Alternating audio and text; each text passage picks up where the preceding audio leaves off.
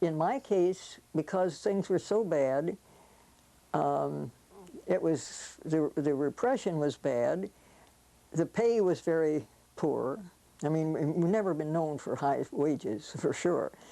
And having my daughter, she was in school, and it got to the point where it was, we weren't sleeping at home at night. We would drive out to Auburn, to a friend who lived there. So I would drive out there, we'd go to bed, get up in the morning, I'd get up in time to drive her into Tacoma to school. I'd go to meetings to figure out finances and put together a financial report and so forth, and she would be in the car outside with, you know, Kool-Aid and crackers and comic books and all that sort of stuff. And when it was time and got ready, well, she'd just go to sleep in the car. So then about 11:30 at night, I'd come and get her. And she'd be dead to the world, and you'd try to pick up an 8-year-old kid and haul him in, and, you know. And I'd get her home, and she'd like that. And so it got to the point where it was hard on us that way.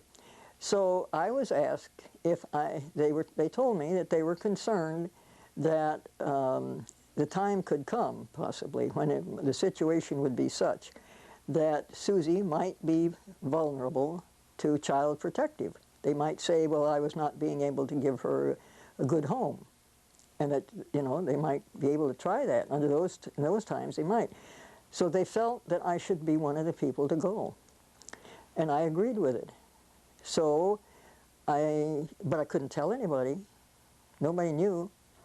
So they thought I was going away for a couple of weeks, and I was given $200 and told to take a bus to Spokane and find a job and a place to live, and then that they would get in touch with me.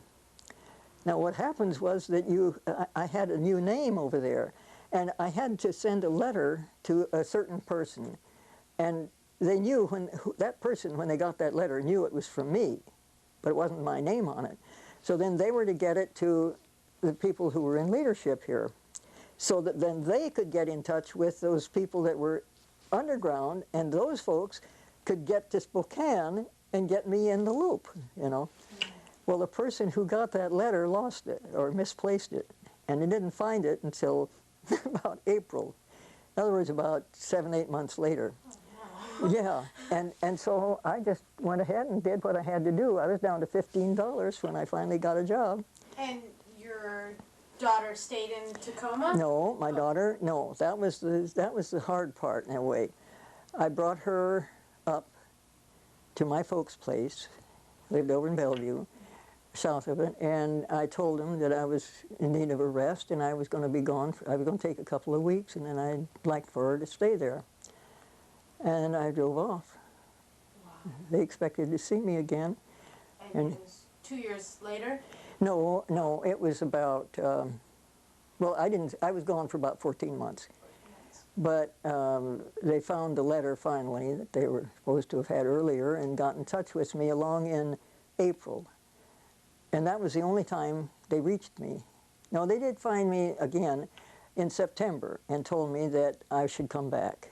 That the problem was that the FBI had been bothering my folks and demanding that my folks write down the license plate numbers of anybody who called.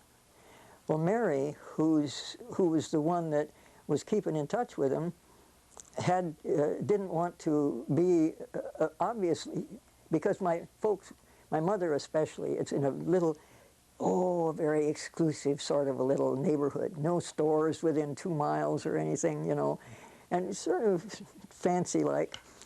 And she was very sensitive to it, and she was just scared to death.